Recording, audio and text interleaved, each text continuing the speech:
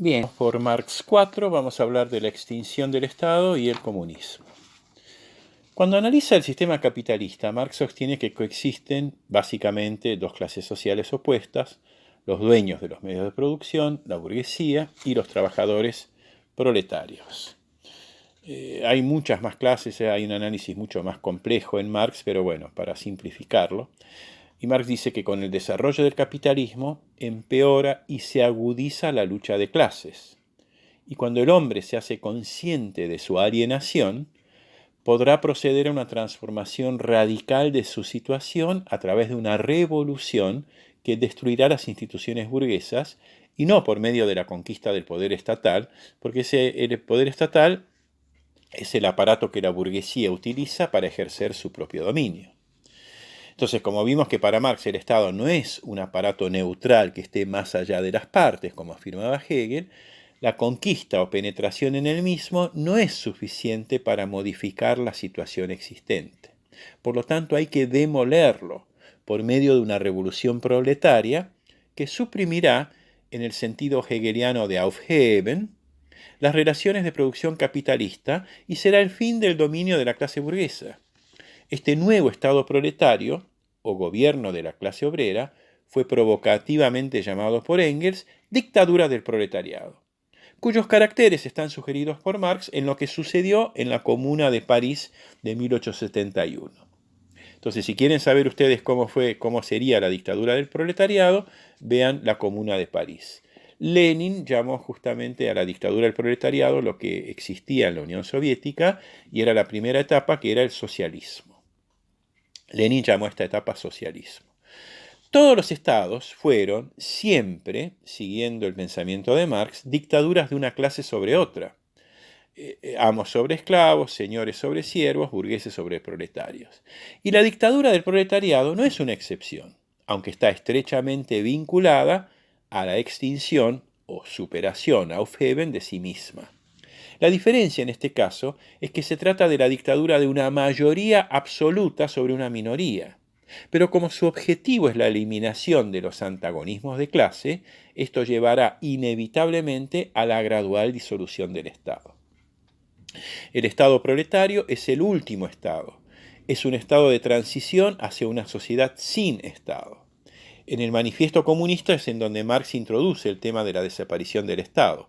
Cito: si en la lucha contra la burguesía el proletariado se constituye indefectiblemente en clase, si mediante la revolución se convierte en clase dominante, y en cuanto clase dominante suprime por la fuerza las viejas relaciones de producción, suprime al mismo tiempo que estas relaciones de producción las condiciones para la existencia del antagonismo de clase y de las clases en general, y por lo tanto su propia dominación de clase.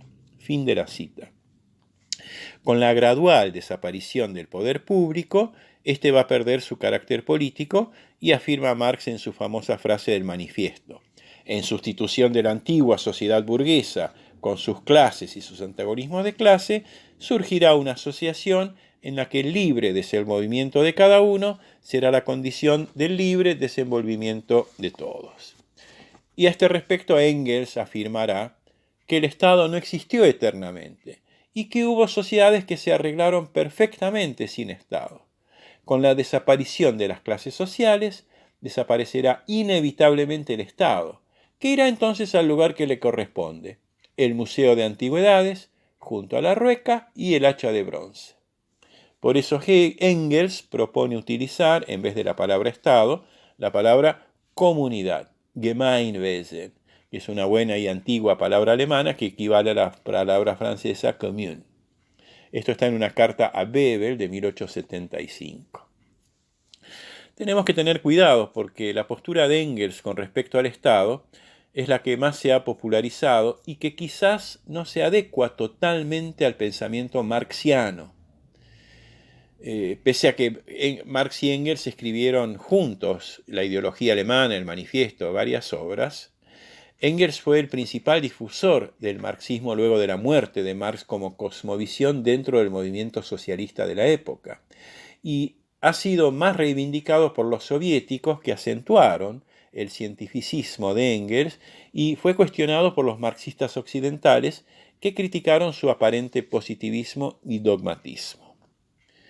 Entonces, ¿qué pasa cuando llegamos a una sociedad sin Estado? Después de la dictadura del proletariado, llegamos a la sociedad sin Estado. ¿Cómo se llama? Comunismo. Pero cuidado, bueno, comunismo tiene varios significados. Platón, Tomás Moro, algunos padres de la Iglesia eran comunistas en el sentido de que era todo en común. Puede ser en común la propiedad privada, pueden ser en común las mujeres y los hombres, puede ser todo en común. Eso es comunismo. Un santo de la Iglesia como Tomás Moro era comunista porque él estaba en contra de la propiedad privada. Y en Marx va a adquirir otro sentido la palabra comunismo, dos sentidos diferentes, pero relacionados entre sí. Por una parte, comunismo es el movimiento político de la clase obrera en la sociedad capitalista, cuyo objetivo último es vencer al Estado y lograr así la emancipación humana. Y por otra parte, el otro sentido de comunismo es la forma de sociedad que va a crear la clase obrera.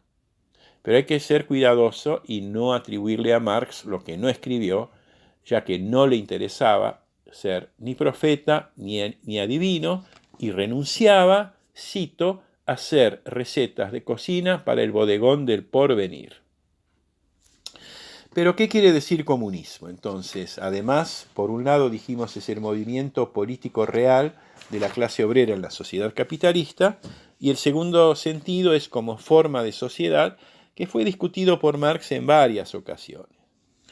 En los manuscritos económicos, en el tercer manuscrito económico filosófico, cito a Marx, el comunismo es la superación positiva de la propiedad privada en cuanto autoextrañamiento del hombre y por ello apropiación real de la esencia humana por y para el hombre.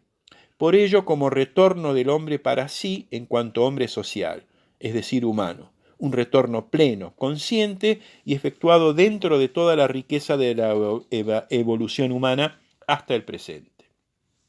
Entonces se especifica que tiene que haber abolición de clases y abolición de la división del trabajo como condición previa para una sociedad comunista. Así lo dice en el volumen 1, sección primera de la ideología alemana. Vamos a hacer una breve cita de la ideología alemana.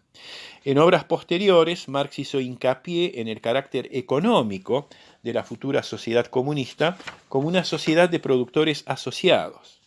En el Capital, en el capítulo 3, afirma que la libertad en la esfera económica no podía consistir más que en el hecho, cito, de que la humanidad socializada, los productores asociados, regulen racionalmente su intercambio con la naturaleza, la sometan a su común control. Y solamente en la crítica del programa de Gotha distinguió Marx dos etapas de la sociedad comunista. Una primera fase, cuando se acaba de emerger de la sociedad capitalista, en la que el individuo recibe pago por su trabajo y compra bienes de consumos, es decir, persiste el intercambio, y luego una fase superior en la que cada persona contribuirá a la sociedad según su capacidad y recibirá de las reservas comunes según sus necesidades. En los Grundrisse, además, habla de que la alienación del trabajo, o sea, el carácter impuesto desde fuera, se supera y se convierte en trabajo atractivo. Y para finalizar, en Marx, en la ideología alemana, también en el capítulo 1, afirma que la sociedad comunista, obviamente con la abolición de clases y la abolición de la división del trabajo, tiene una visión muy, muy utópica, que fue, criticada, estudiada. Cito: cada individuo no tiene acotado un círculo exclusivo de actividades, sino que puede desarrollar sus aptitudes en la rama que mejor le parezca.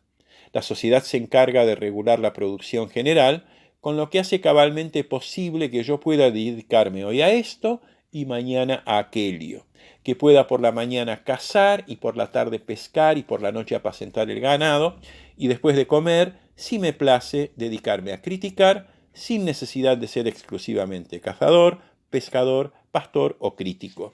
Fin de la cita.